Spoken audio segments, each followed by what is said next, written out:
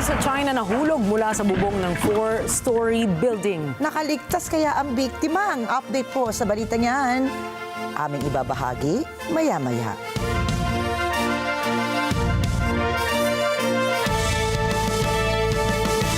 Magandang gabi, ako po si Ricky Mathay. Ako si Nina Richie, Alagaw Flores. Ito ang mata ng Agila International.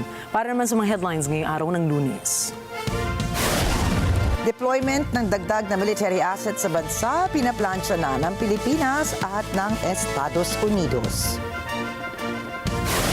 Exercise ALON 25 sa pagitan ng Pilipinas at Australia, sinimulan na.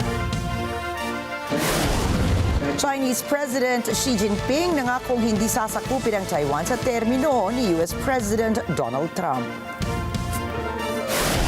US President Donald Trump at Ukrainian President Volodymyr Zelensky magpupulong sa White House.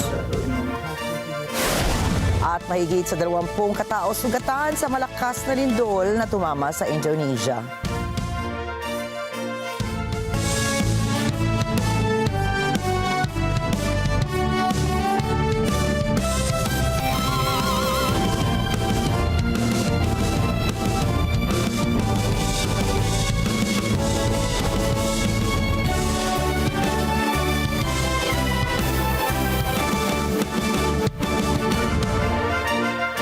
Nakikipagnegosasyon ng Pilipinas sa Estados Unidos para sa posibleng karagdagan ng US military assets at equipment sa Pilipinas. Ayon kay Philippine Ambassador to the US, Jose Manuel Romualdez, ang mga armas na ito ay gagamitin ng mga sundalo ng ating bansa sa oras ng kanilang mga pagsasanay. Paliwanag pa ng Philippine Envoy, layunin din ng pagdaragdag ng military assets ay upang lumakas ang depensa ng Pilipinas sa pangangalaga ng mga teritoryo nito. Nilinaw din ni Romualdez na hindi lamang missile systems ang hihingi ng Pilipinas sa Amerika, kundi ibang kagamitan din na magagamit naman sa intelligence gathering. Tiniyak naman ng envoy na walang dapat ikabahala ang ibang bansa sa hakbang na ito ng Pilipinas dahil ginagawaan niya ito ng Maynila para maprotektahan ang territorial integrity nito. Bahagi rin anya ito ng 1951 Mutual Defense Treaty o MDT sa pagitan ng Pilipinas at ng Estados Unidos at ng Enhanced Defense Cooperation Agreement o EDCA.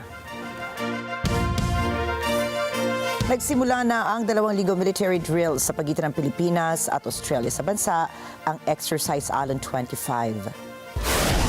Pinangunahan ng Armed Forces of the Philippines o AFP ang aktibidad kung saan mahigit sa 3,600 mga sundalo mula Australia, Pilipinas, Canada at Estados Unidos ang nakilahok sa military drills. Layon po ng joint military exercises na ito na pahusayin pa ang pagtutulungan ng pwersa ng Pilipinas at ng mga kaalyado nitong bansa sa pagresponde sa mga hamong pangseguridad na bumabangon sa Indo-Pacific region. Bahagi rin ng military drills ang pagsasagawa ng mga operasyon sa larangan naman ng land, sea, air, cyber, and space domains. Magpapatuloy ang exercise ALON hanggang August 29, 2025. Bumaba ang kaso ng rabies sa Pilipinas sa nakalipas na 7 buwan ayon sa Department of Health.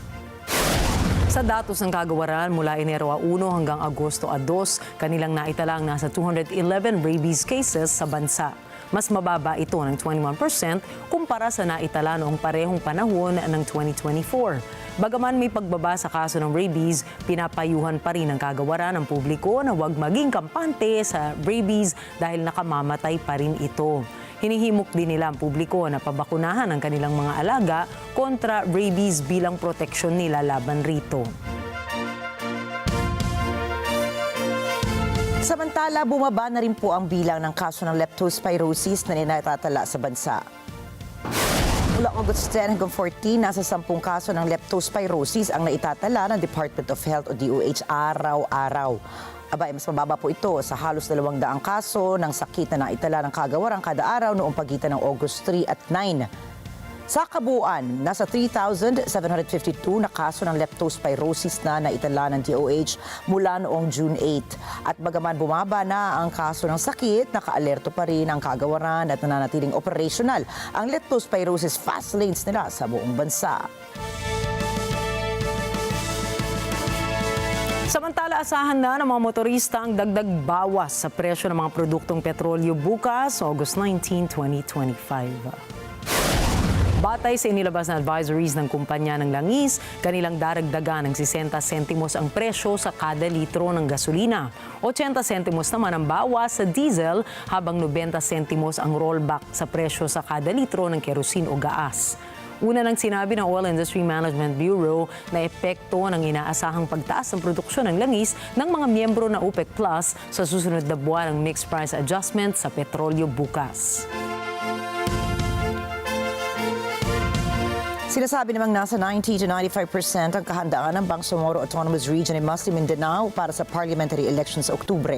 Tiniyak po ng Commission on Elections at ng chairperson nito na si George Garcia na tuluyang botohan sa rehiyon sa kabila ng pagdududa na muli itong ipagpapaliban, kagaya ng barangay at SK elections. Ayon sa COMELEC chief, nasa 2.3 million ang boboto para sa BARMM elections. Sibak sa pwesto ang 6 na mga empleyado ng Civil Aviation Authority of the Philippines o CAAP matapos na magpositibo sa droga ang mga ito. Ang mga tinanggal ay mula sa General Santos International Airport, 3 sa Butuan Airport, 1 sa Ozamis Airport at 1 sa Bacolod Silay Airport. Matapos ang ilang buwan ng random drug tests, napatunayan ng CAAP na gumagamit nga ng droga ang mga sinibak. Tiniyak naman ng CAAP na patuloy nilang isusulong ang kanilang striktong protocols at personal accountability upang mapanatili ang kaligtasan at tiwala ng publiko.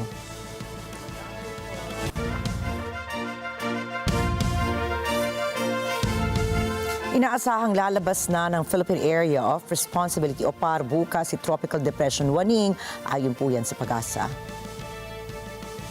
Sa 5 p.m. bulletin ng State Weather Bureau, huling namataan si Bagyong Waning sa layong 555 kilometers silangan ng Northeast Itbayat, Batanes. Taglay nito ang lakas ng hangin na 55 kilometers per hour at may bugso o gustiness na aabot sa 70 kilometers per hour. Kumikilos ito ng dahan-dahan sa direksyong Pahilaga. Sa ngayon, walang epekto sa bansa itong si Bagyong Waning. Susunod, Xi Jinping nangakong hindi sasakupin ang Taiwan. Thailand at Cambodia pananatilihin ang kapayapaan sa border. At Israelis nanawagan na tapusin na ang digmaan. Mga balitang yan at iba pang mga balita sa pagbabalik ng Mata ng Agila International.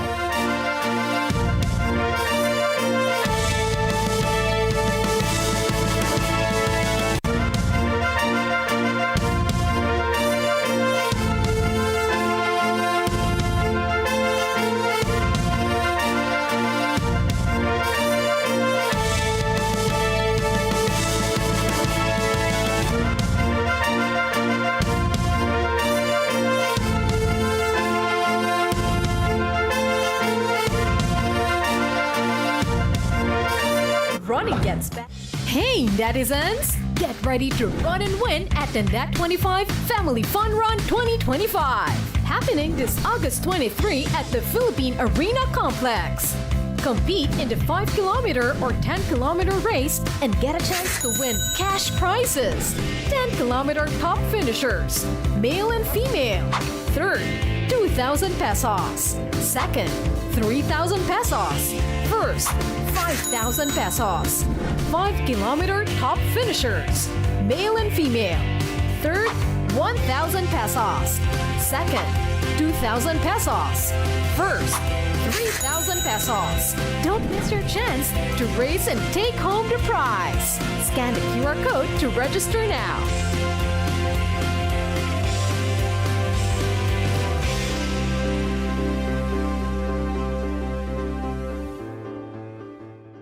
Runners, listen up! Be one of the first 1,000 to arrive on site at the Net25 Family Fun Run 2025 and receive a free Pure Gold Loot Bag. Yep, that's right. First come, first serve. So come early, secure your spot, and grab your goodies. Happening on August 23 at the Philippine Arena Complex. Scan the QR code to register now.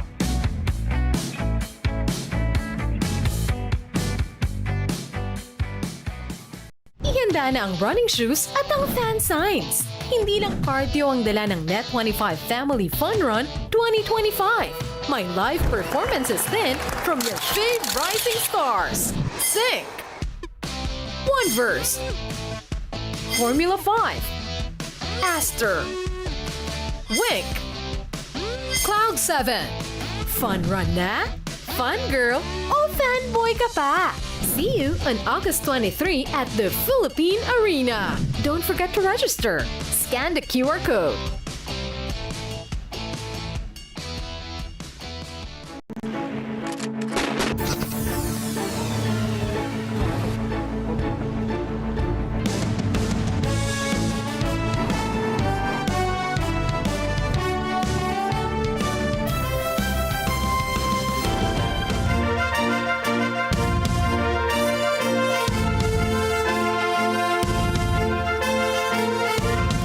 Sasakupin ng China ang Taiwan habang si President Donald Trump ang Pangulo ng Estados Unidos. Ayon kay US President Trump, ito ang napagkasunduan nila ni Chinese President Xi Jinping. Thank you, everybody. Thank you.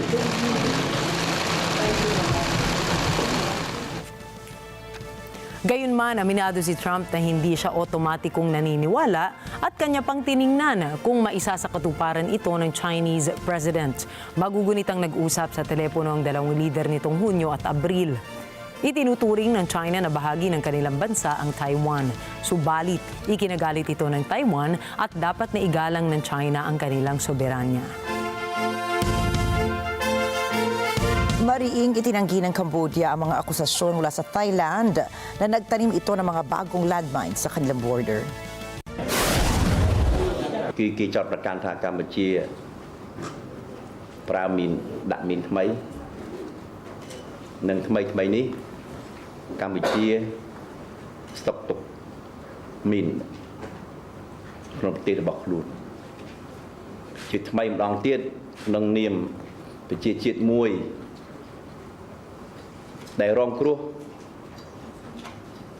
ដោយសារមីនហើយបានចាត់ទុកមីនជាសត្រូវរបស់ជាតិរបស់ប្រជាជនរបស់ខ្លួនយើងខ្ញុំសូមទាត់ចោលនៅការ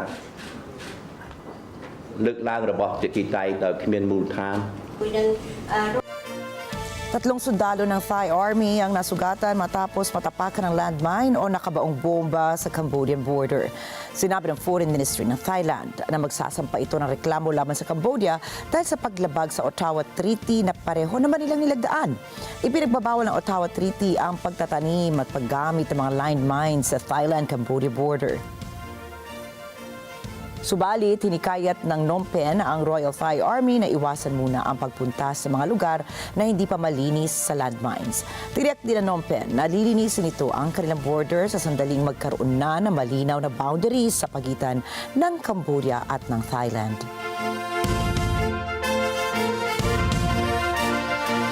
Habang nagkasundo naman ang Thailand at Cambodia na panatilihin ang kapayapaan sa kanilang border. Sa pulong ng Extraordinary Regional Border Committee sa Thailand, napagkasunduan ang pagpapabuti pa ng komunikasyon, pagbawas ng tensyon at pagbuo ng coordinating group sa pinagtatalunang lugar. Tinalakay rin ang pagtanggal ng landmines at pagtugon sa cross-border online scams. Kasunod dito ng labanan noong Hulyo ng kasalukuyang taon na kumitil sa buhay ng 32 mga sibilyan at mga sundalo. Matatandaan noong Hulyo 28 kasabay ng trilateral meeting sa Malaysia na unang nagkasundong magkabilang panig sa isang walang kondisyong tigil putukan. Sinundan ito noong Agosto 7 kung saan kapwa pinagtibay ng Thailand at Cambodia ang 13-point agreement. Kabilang na ang pagpayag na magpadala ng ASEAN observers upang bantayan ang pagpapatupad ng ceasefire at tiyakin ang mapayapang resolusyon ng mga sigalot. ท้ายที่สุดแล้วไทยและกัมพูชาเป็นประเทศเพื่อนบ้านที่มีพรมแดนติดกันและย้ายหนีจากกันไม่ได้เราเป็นสมาชิกของครอบครัวอาเซียนด้วยกันหากทั้งสองประเทศสามารถแก้ไขปัญหาต่างๆได้อย่างรวดเร็วก็จะนำความสันติภาพมาสู่พื้นที่ชายแดนและประชาชนของทั้งสองประเทศก็จะได้กลับมาใช้ชีวิตเป็นปกติ อย่างสงบสุขอีกครั้งขอบคุณครับ In this spirit, Cambodia reaffirmed its unwavering commitment to fully and faithfully implementing the common understanding reached during the special meeting of 28 July 2025, particularly the ceasefire agreement and the establishment of an ASEAN Observer Team, AOT, led by Malaysia to verify and ensure the effective implementation. Isasagawa ng Myanmar ang unang bahagi ng kanilang general election sa December 28 sa taong ito, ayon po yan sa military government o punta ng bansa. Ang isasagawang eleksyon ay ang pinakauna mula na magkaroon ng coup noong taong 2021 at napatalsik ang dating Pangulo na si Aung San Suu Kyi. Nasa 55 na partido na ang nagparehistro para sa polls at 10 dito ay nagbabalak umano na tumakbo para sa ilang posisyon. Ang mga petsa para sa mga kasunod na bahagi ng halalan ay iaanunsyo sa mga susunod na araw.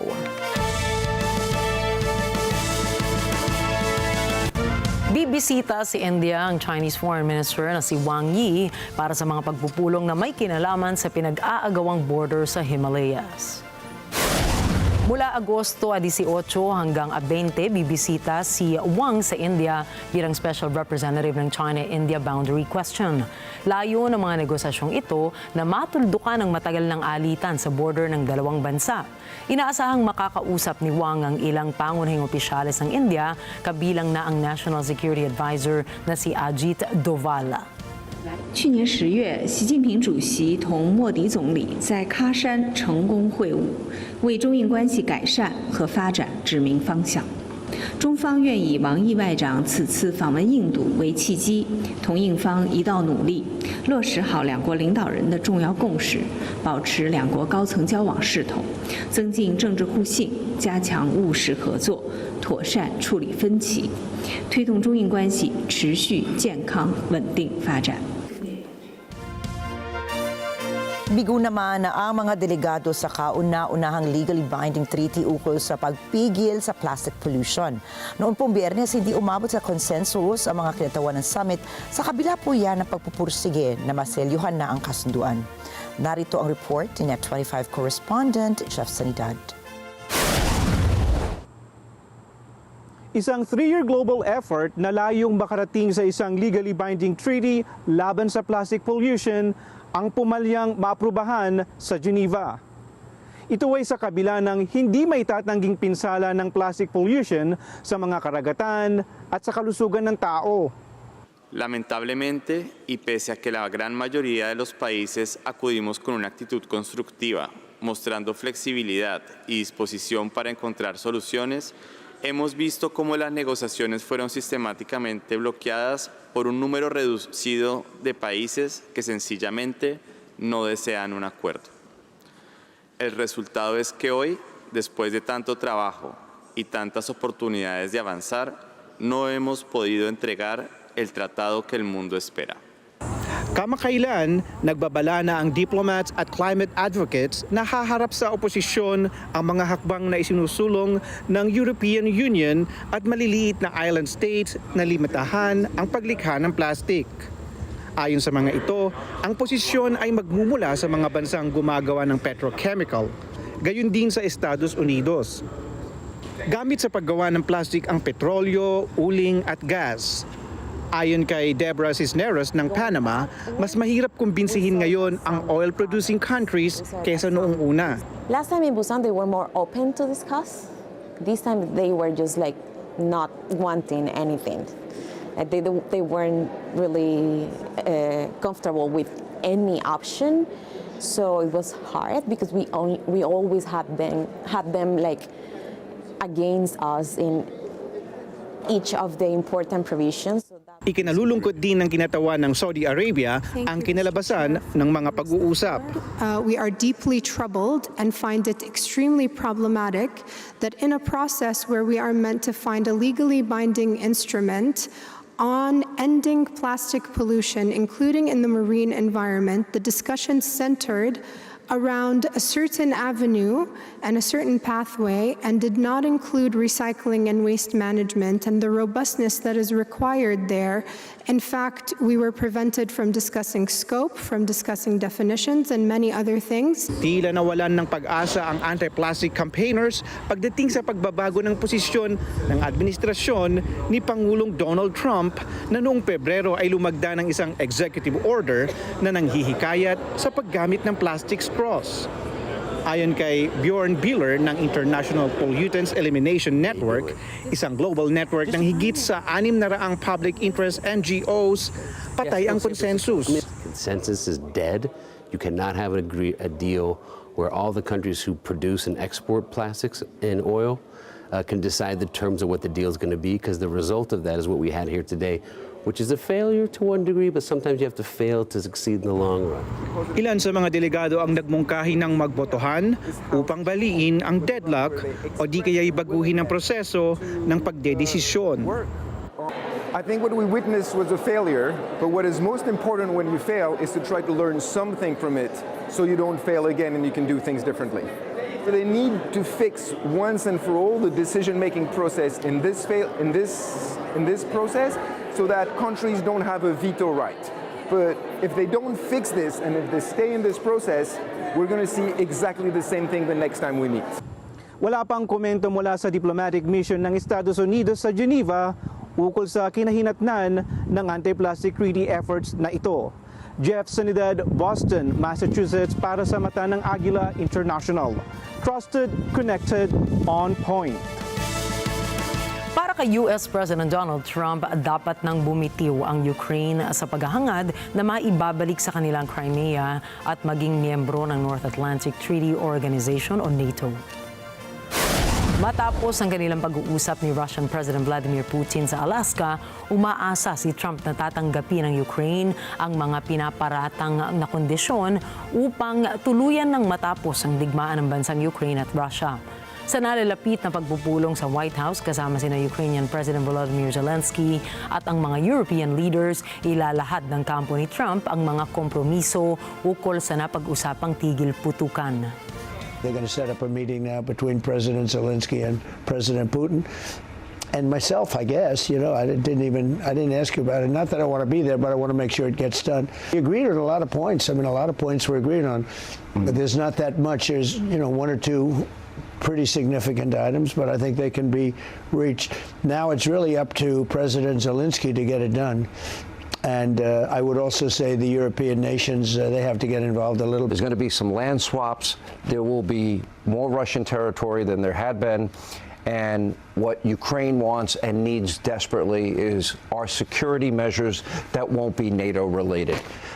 If you had to look into your crystal ball, is that how it ends? Well, I think those are points that we negotiated, and those are points that we largely have agreed on, actually. Samantala, isang Russian drone attack ang gumulat sa isang residential area sa Kharkiv kung saan tinamaan ang isang apartment building. Ayon sa ulat ng Ukrainian Air Force, nakapag-intercept sila ng mahigit sa 100 mga drones, isa sa pinakamalaking drone attacks mula sa puwersa ng Russia mula pa noong Agosto 4. Iniulat naman ng otoridad na 7 katao ang nasawi mula sa pag-atake, kabilang ang isang 16 anyos na bata. Nasugatan naman ang mahigit sa 20 katao kung saan 6 rito ay mga batang sa 1 anyos lamang o kaya 17. Dagdag rito ang pagtama ng ballistic missile sa lungsod na naghasik ng pagkasira ng ilan pang mga gusali sa lugar. Agad-agad namang inilikas ng mga emergency responders ang mga residente mula sa kani-kanilang mga tahanan. Kasabay naman sa pag-atake ang pagsabog ng isang Russian factory sa rehiyon o sa rehiyon ng Ryazan kung saan hindi bababa sa 20 katao ang nasawi at mahigit sa 100 ang nasugatan. Ayon sa ulat ng mga otoridad, hindi matukoy kung ano ang naging sanhi ng pagsabog ng pabrika. Samantala, wala pong kasunduang naisapinal ang katatapos na pag-uusap ni US President Donald Trump at Russian President Vladimir Putin sa Alaska. Ang paghaharap ng dalawang leaders ay unang inaasahan ng mga Ukrainian at eksperto na may mapagkakasunduan higil sa labanan sa pagitan ng Moscow at Kyiv. Alamin po natin ang mga detalye ng balita niya mula kay Net 25 correspondent Rosel Feria.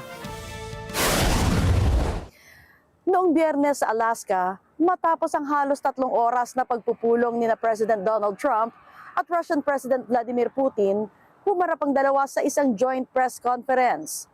At sa hindi nakabibiglang anunsyo, walang deal na naabot ukol sa Russia-Ukraine conflict. Kinumpirma ni Pangulong Trump na sa kabila ng pagiging produktibo ng kanilang pagpupulong ni Putin, wala anyang naging kasunduan upang maresolba ang laban ng Kyiv at Moscow. So there's no deal until there's a deal. I will call up NATO in a little while. I will call up the various people that I think are appropriate, and I'll of course call up President Zelensky and tell him about today's meeting. Sa kabila nito, sinabi ng Pangulo na naging produktibo naman ang kanilang pag-uusap tungkol sa ibang mga bagay. We had an extremely productive meeting and many points were agreed to. There are just a very few that are left. Some are not that significant. One is probably the most significant. But we have a very good chance of getting there. We didn't get there, but we have a very good chance of getting there. Humarap sina Trump at Putin sa mga mamamahayag ng ilang minuto, subalit hindi tumanggap ng mga katanungan. Hindi malinaw kung nakagawa ba ng mahahalagang hakbang ukol sa tigil putukan o ceasefire na sa ngayoy pinakamalalang labanan sa Europa sa loob ng 80 taon. Rosel Feria para sa Mata ng Agila International, trusted, connected, on point. Nananawagan ang mga Israeli na tapusin na ang giyera at pauwiin na sa kanilang mga pamilya ang mga bihag ng Hamas. Nanawagan ang mga demonstrador kay Israeli Prime Minister Benjamin Netanyahu na makipagkasundo na bago pa man ang pulong niya kasama sa United States envoy to the Middle East, Stephen Witkoff. President Trump, Prime Minister Benjamin Netanyahu, and Witkoff, please end this nightmare for all the Israeli people, end this nightmare for all the families that cannot live anymore, end this nightmare for the hostages in the tunnels, doesn't have doesn't have food. Please help us to finish this. Isa pang anti-war protest ang naganap malapit sa isang main military recruitment center sa Tel Aviv, kung saan ilan sa mga naroon na nila ay hindi na pumapayag na maging instrumento pa ng gera. I'm refusing because I can't be a part of the system which rules in the occupied territories in the West Bank. I can't be a part of the war in Gaza, of the misery and suffer caused to so many people. I'm here to refuse the genocide, first and foremost, to refuse to participate and to be complicit in genocide. And I'm here to send a message to everyone who might hear it, that as long as things go on like this, as long as the genocide continues, we will never reach safety and peace, we will never live at all, to be frank. And I hope people will understand that this opposition is important. Sumiklab din ang gulo sa pagitan ng mga Israel supporters at yaong mga taliwas sa umiigting na giyera. Inalmahan ng militanteng grupong Hamas ang relocation plan ng Israel para sa mga residente ng Gaza. احنا بنطالب الامم المتحده انها تقف معنا وتوقف مسلسل التهجير اللي بده يصير معنا هذا. احنا تعبنا كثير والله تعبنا كثير من اللي بصير في قطاع غزه. احنا زهقنا الحروب، زهقنا الرحيل، زهقنا يعني كل يوم بالثاني ارحل من نتفه لنتفه. احنا ادوب احنا في قطاع غزه ادوب اللي احنا قاعدين نمشي حالنا بحالتنا احسن من نروح على بلاد برا نتهجر. Ayon sa Hamas, ang planong paglipat sa mga Palestino ay panibagong hakbang na naman ng genocide laban sa mga inosenteng sibilyan. Naghahanda na umano ang Israeli Army ng mga tents at equipment upang mailabas ang mga madadamay na sibilyan sa mga combat zones upang masiguro ang kanilang kaligtasan. Hindi naman ito pinaniniwalaan ng Hamas at sinabing isa lamang itong paraan upang isagawa ng Israel ang kanilang mga brutal na krimen sa pagpapakita nito sa publiko bilang kabutihan. وهذه الخيام هذه كلها هذا ابتزاز للناس ما يطلعوش، وانا بوصل الناس اللي ما يطلعوش بالمره نهائي، وانا ما رحلتش ولا مره من هذا قطاع غزه. Matatandaang nagpahayag na ang Israel ng tuluyang pagsakop sa Gaza na tahanan ng higit 2 milyong mga Palestino. Aabot na sa 61,000 na mga tao ang namatay sa patuloy na digmaan sa pagitan ng Israel at Hamas na nagsimula pa noong Oktubre ng taong 2023. Noong Sabado, ilang araw matapos si takeover ng administrasyon ni US President Donald Trump ang puwersa ng kapulisan sa kabisera ng bansa, nagmarcha sa Washington, D.C. ang mga mamamayang laban naman dito. Tinawag na mga itong pasismo ang aksyon ng Pangulo ukol sa pagkontrol sa pulisya. Gayon din ang pagposte ng daan-daang National Guards. Narito po ang balita mula kay Net25 correspondent NJ de Guzman. Libo-libo mga demonstrador ang nagmarsa mula sa downtown DC hanggang sa White House. Hawak ang isang higanting banner na nagsasabing Trump must go now. Gayon din ang mga karatulang may nakasulat na hands off DC. Kamakailan muling ginulat ni Pangulong Donald Trump ang bansa nang mag-deploy ito ng daan-daang National Guard troops dito sa Washington. Ito ay upang pansamantalang pangunahan ang Police Department ng lungsod upang labanan ang anyay crime at homelessness emergency sa kabisera. Para sa mga demonstrador, labag sa batas ang nangyaring ito.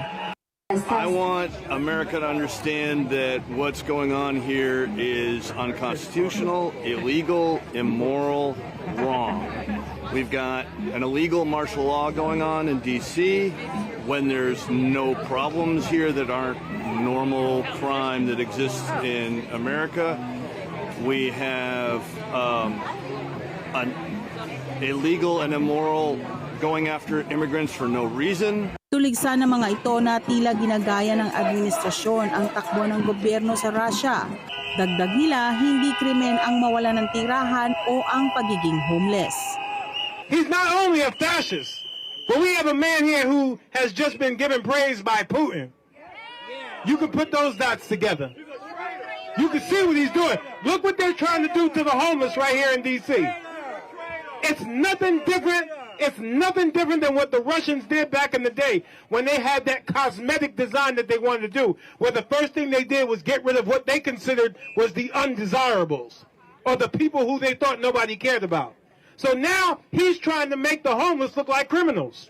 It is not a crime to be homeless, but it is a crime for a government to criminalize homeless for being homeless. That's the crime. Noong Sabado, sinabi ng isang opisyal ng White House na daragdagan pa ang idideploy na National Guard troops dito sa Washington. Ito anya ay upang protektahan ang federal assets sa lungsod, lumikha ng ligtas na kapaligiran upang matupad ng kapulisan ang kanilang gampanin at magbigay ng pisikal na presensya laban sa krimen. Sa kabila nito, batay sa US Justice Department data, noong 2024, nasa pinakamababa ang antas ng mararahas na krimen sa Washington sa nakaraang 3 dekada. Ang Washington ay isang self-governing federal district sa ilalim ng US Congress. Kaugnay ng aksyong ito ng Trump administration, sinasabing ang DC Police Takeover ang gagamiting template para sa iba pang mga lungsod na karamihan ay Democratic-ruled tulad ng New York, Chicago, Baltimore at Oakland. NJ de Guzman, Washington DC para sa mata ng Agila International, trusted, connected, on point. Susunod, lalaki sa China nahulog mula sa bubong. Australia inuwi ang tropeo sa FIBA Asia Cup 2025. At K-pop girl group na Momoland may nakahandang comeback para sa fans. Mga detalye po ng mga balita niyan at iba pang mga balita sa pagbabalik ng Mata ng Agila International.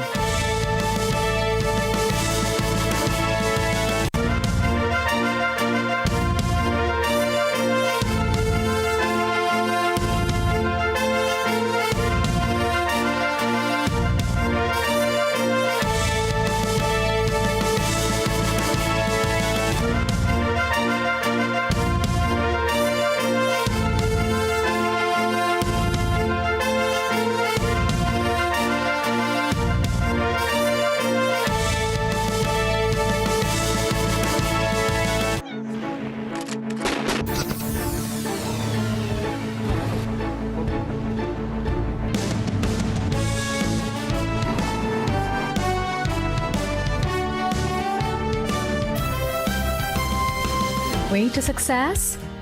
Start with the best. New Era University, where we guide every individual to their natural state of excellence. Enroll now, because New Era University awaits the future we can build together.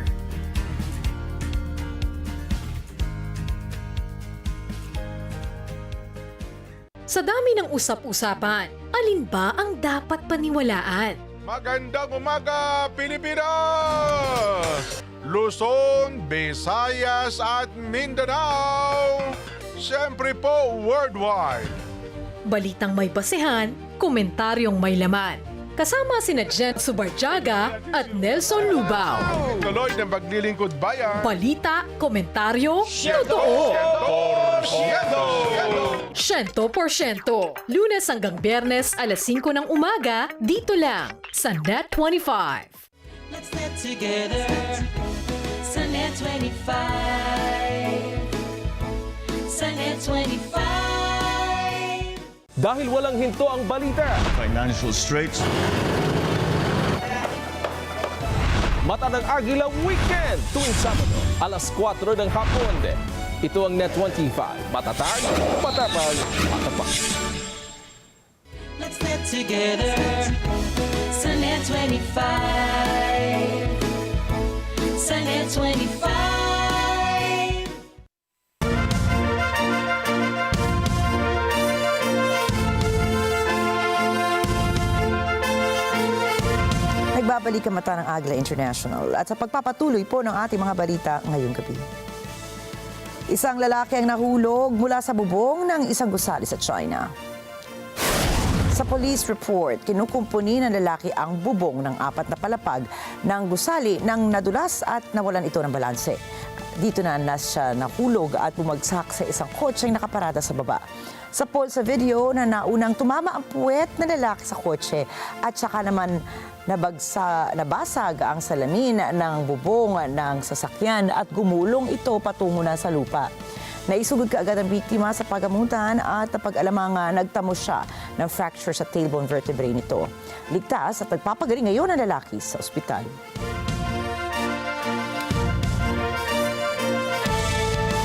Higit 300 katao ang nasawi dahil sa flash floods dulot ng climate change sa northwestern Pakistan. Noong Biyernes, nakaranas ng matinding pag-ulan na nagdulot ng mga pagbaha at landslides ang mga residente sa Buner District sa Khyber Pakhtunkhwa Province. Ayon sa Disaster Authority, umabot na sa 337 ang bilang ng mga naitalang nasawi. Patuloy naman ang rescue operations. Ayon kay Emergency Services spokesman ng Buner na si Mohammed Suhail, muli nang binuksan ang mga kalsadang nasira dulot ng insidente.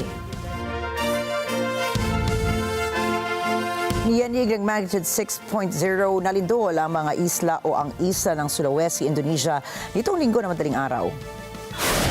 Aabot sa 29 na individual ang nasaktan, kabilang ang 2 nasa kritikal na kondisyon ngayon.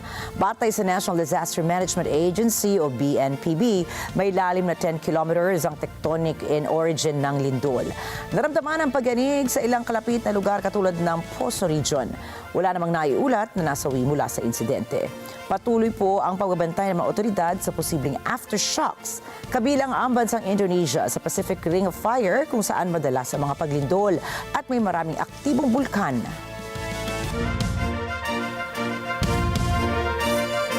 Trauma ang inabot ng isang lalaki sa India matapos subukan ng isang tigre na pasukin siya sa banyo gamit ang bukas na bintana. Sa police report, naliligo lamang ang lalaki nang napansin niya na sumisiksik ang hayop papasok sa maliit na butas ng bintana ng banyo. Hindi pa batid kung anong dahilan ng kakaibang pagkakataon na ito, pero pinaniniwala ang malapit sa gubat ang tirahan ng lalaki. Wala namang kumpirmasyon ukol sa lagay ng tigre at kung nasa ligtas na kondisyon ba ang lalaki.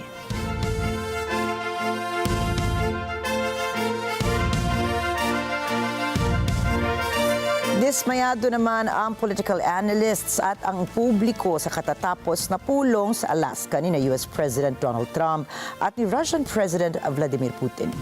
Thomas I. Likeness with the report.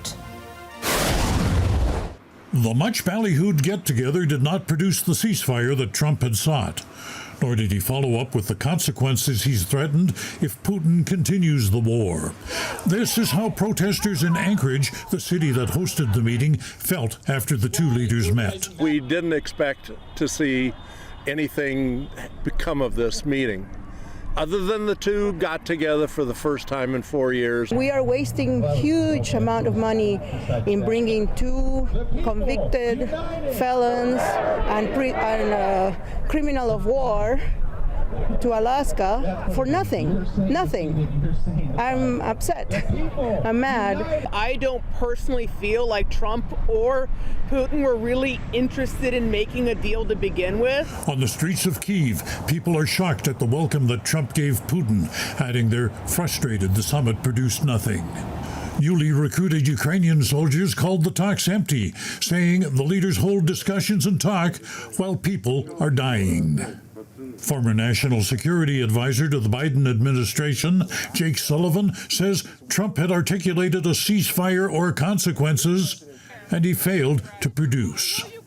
Sullivan says Trump has been played by Putin, and he hopes the president wakes up to that fact. My hope is that President Trump will see, in hindsight, that President Putin is just trying to take us all for a ride, to keep this war going, keep attacking Ukraine without facing additional pressure, and we've got to cut him off at the pass. Lucian Kim of the International Crisis Group says Putin definitely emerged from the meeting a winner.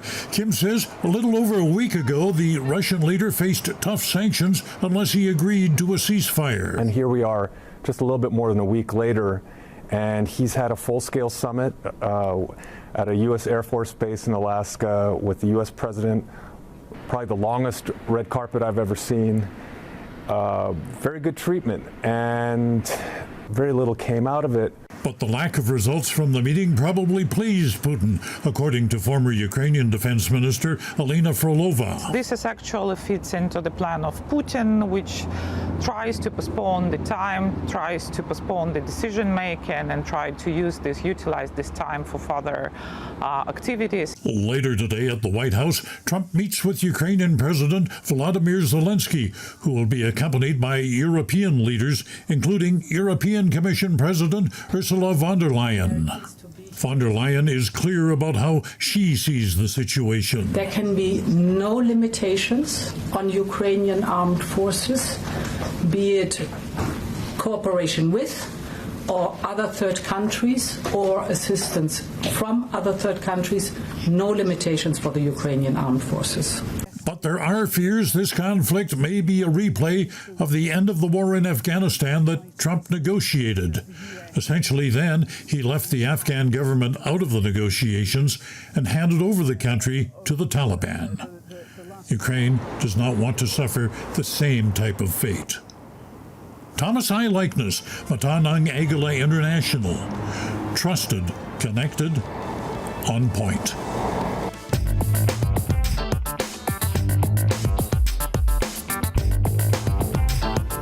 Nagdudulot ng labis na pressure sa manufacturing sector mga taripa ng Estados Unidos ayon sa isang ekonomista sa Poland. Dahil rito sinasabing minamadali ng European Union na iba-ibahin ang trade partners nito upang makaiwas sa epekto ng karagdagang buwis. Narito ang report ni Net 25 correspondent Jonna Malari. Sa Poland, ang pag-aalala ukol sa taripa ay lampas pa sa mga produktong ine-export ng bansa sa US na lumalago taon-taon. Nagbabala si Polish economist Jacob Rybacki na maaaring maapektuhan nito ang relasyon ng bansa sa ibang bansa sa European Union. We are still, let's say, one of the key partner in the supply chain of the Germany. Like if the German manufacturing is slowing down, like in present, Polish manufacturing suffers as well. Definitely, the first are branches closed related to the automotive sector, so the car parts manufacturers, so the tire manufacturers. These branches, expanded relatively slow in the coming months, and right now the tariffs, I think, will increase the problems. Kinwestiyon din ng ekonomista ang palagay ng US administration na benepisyo para sa mga interes ng Amerika ang tinatawag na protectionist measures. If we look at the Bloomberg estimate or the other market consensus, it's like the U.S. economy will suffer about 1.5% lower GDP as a result of the trade wars with EU, Asia, and like a majority of trading partners. On average, probably the U.S. household will be less rich. The economic cost will be much greater than the benefit. Sa gitna ng mga hamon na dala ng mga taripa sa Europa, nanawagan si Rybaki para sa mas pinatatag na multilateral cooperation. Binigyan din ito ng aksyong unilateral na lumalabag sa mga tuntunin ng World Trade Organization at nagbabanta sa sistema ng pambuong mundong kalakalan ay nangangailangan ng pagkakatugmang tugon mula sa mga apektadong bansa. Definitely, diversification is the, let's say, most welcome strategy. Europe needs to, let's say, build some, I think, more connections to the African economies, the Asian economies. If the US is becoming less reliable, we need to find some other economies which will take their place. Sa gitna ng mga taripa, kabilang ang Poland sa iba pang mga bansa na kinukonsiderang palawakin ng kani-kanilang markets labas sa Estados Unidos. At dito naman sa US, nararamdaman na sa mga bulsa ng consumers ang epekto ng taripa sa mga produktong tinatangkilik ng mga ito mula sa ibang bansa. Jonna Malari, Las Vegas, Nevada, para sa mata ng Agila International, trusted, connected, on point. 7 European leaders ang kumpirmadong dadalo sa paghaharap din ni US President Donald Trump at Ukrainian President Volodymyr Zelensky. And it's very important that you are with us and that we speak to America and we speak together.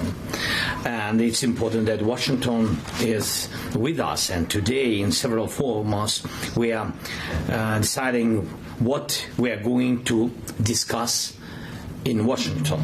Передусім, я не знаю, про що реально говорили Путін і президент Трамп. І я хочу, щоб багато деталей президент Трамп сказав мені, потім європейським лідерам. І те, що президент Трамп сказав сигнал про гарантії безпеки, для мене це набагато важливіше, ніж думки Путіна. Тому що Путіна не дасть ніяких гарантій безпеки. Гарантії безпеки – це сильна армія. Це може дати тільки Україна. Фінансування цієї армії – це може дати тільки, я вважаю, Європа. Зброю для цієї армії це може дати наше внутрішнє виробництво, європейське виробництво, але є дефіцитні речі, які є тільки у Сполучених Штатів Америки. Оце, я вважаю, гарантії безпеки. Чи підключають, чи є troops on the ground, чи є така захист, як у деяких інших держав в небі, ви знаєте про що я. Чи є у нас можливість мати сучасний total number of air defense. Це тільки поки що запитання. На них ми дуже хочемо отримати відповідь. Ukrainian service. Kabilang sa mga dadalo ay ang binansaga ng EU bilang Coalition of the Willing na sina French President Emmanuel Macron, German Chancellor Friedrich Merz, British Prime Minister Keir Starmer, Italian Prime Minister Giorgia Meloni, European Commission President Ursula von der Leyen, Finland President Alexander Stubb at NATO Secretary General Mark Rutte. Ayon kay Macron, ipagpapatuloy nila ang pakikipagtulungan sa pagitan ng Europeans at ng Amerika sa layuning makamit ang makatarungan at pangmatagalang kapayapaan na magpapanatili sa mahalagang interes ng Ukraine at sa seguridad ng Europa. C'est nous de dire, et c'est pour ça que ce n'est pas la masse qui compte, c'est la signature stratégique. Comment on met ce qu'on appelle des forces de réassurance, c'est-à-dire tout accord qui reposerait sur l'absence d'une armée ukrainienne, sur la réduction d'une armée ukrainienne, serait un accord insincère, voué à ne pas être respecté. Parce que ces accords ont déjà existé par le passé. Et que, y compris quand la Russie a signé elle-même des accords de non-agression à l'égard de l'Ukraine, ce qu'elle a fait en 1994 avec l'accord de Budapest, elle ne les a pas respectés. Nous l'avons consolidé, nos chefs d'état-major l'ont travaillé au sein de la coalition des volontaires. Plusieurs États sont prêts à le faire, de la formation à la logistique jusqu'à la présence dans des zones non chaudes, c'est-à-dire pas sur la ligne de front, pas dans des territoires contestés, mais d'avoir une présence de forces alliées aux côtés de l'Ukraine. Nous irons présenter cela en demandant aussi aux États-Unis d'Amérique jusqu'où et jusqu'à quel point ils sont prêts à se joindre à ces dernières, puisqu'ils ont mis sur la table des garanties de sécurité et l'ont réaffirmé.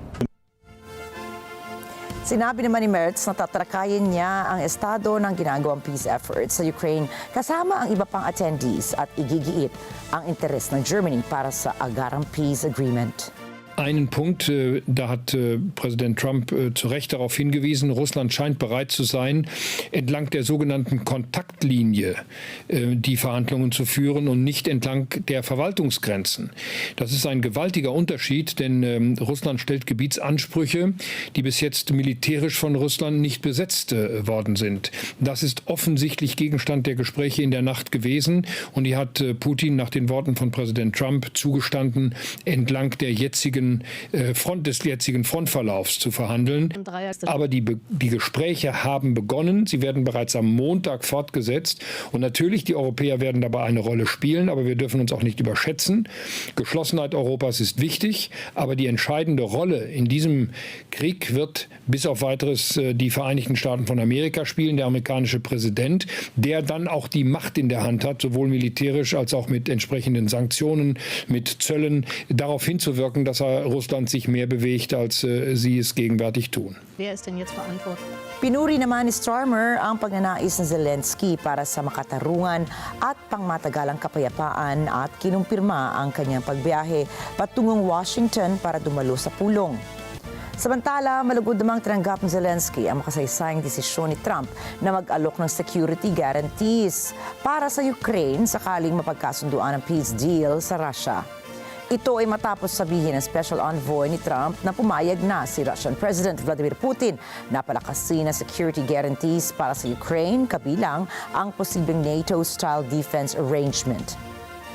Very glad that I'm able to accompany you and other European leaders for the meeting tomorrow that we do have with the US President in the White House. Since the beginning of Russia's brutal invasion, Europe has been at Ukraine's side, united, and we will support you for as long as it takes for just and lasting peace. Ukraine must be able to uphold its sovereignty and its territorial integrity. There can be no limitations on Ukrainian armed forces, be it cooperation with or other third countries or assistance from other third countries, no limitations for the Ukrainian armed forces. As I've often said, Ukraine must become a steel porcupine, undigestible for potential invaders. And we've been working hard to speed up and scale up as we increase Europe's defense capability. Through the SAFE instrument, we are ensuring that the defense needs of member states and Ukraine can be matched and that Ukraine's industrial defense base is strengthened. I am thinking in particular of drones here. With regards to any territorial questions in Ukraine, our position is clear. International borders cannot be changed by force. These are decisions to be made by Ukraine and Ukraine alone. And these decisions cannot be taken without Ukraine at the table.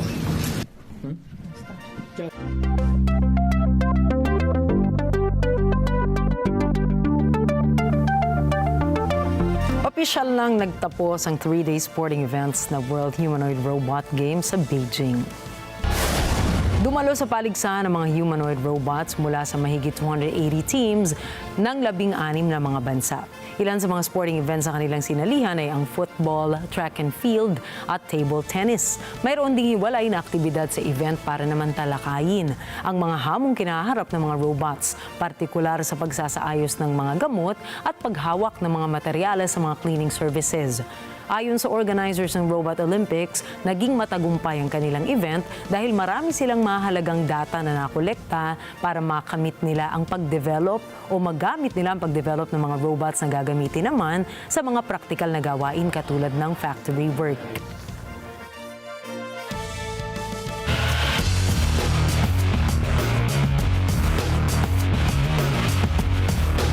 Nagwagi ang koponan ng Australia matapos ang isang kapanapanabik na bakbakan laban sa China para sa kaila-ikatlong sunod-sunod na titulo sa FIBA Asia Cup 2025.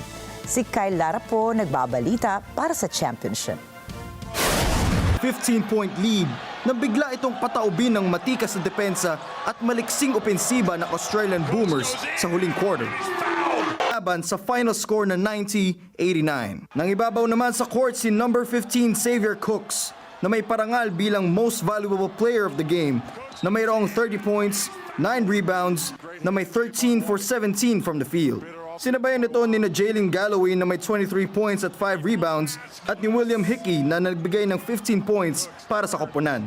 Sa kasaysayan ng FIBA Asia Cup, naging pangalawang koponan lamang ang Australia na naka-3-peat matapos ang China noong 2003. Sa kabila ng pagkabigo, naging tiyak na inspirasyon nito para sa kanilang susunod na paghaharap. Nagsilbing paalala sa kanila ang isang puntos upang maging mas matatag at mas matibay sa laban. Kyle Lara para sa sports ng Mata ng Agila International. Trusted, connected, on point.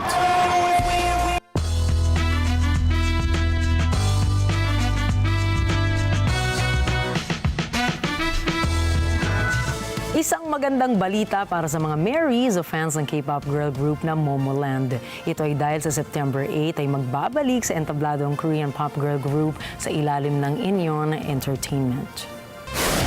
Ang grupo ay binubuo ng 6 na mga miyembro na sila Hyebin, Jane, Nayeon, Jui, Ahin at Nancy.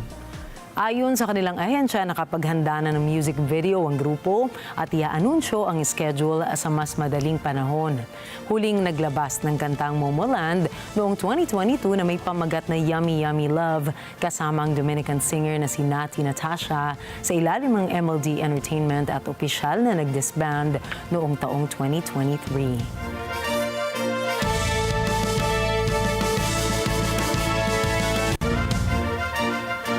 At narito po kami para maghatid ng balita sa anumang dako ng mundo. Magandang gabi. Ako po muli si Ricky Macay. Ako si Nina Richie Alago Flores. Ito po ang Mata ng Agila International. Trusted, connected, on point.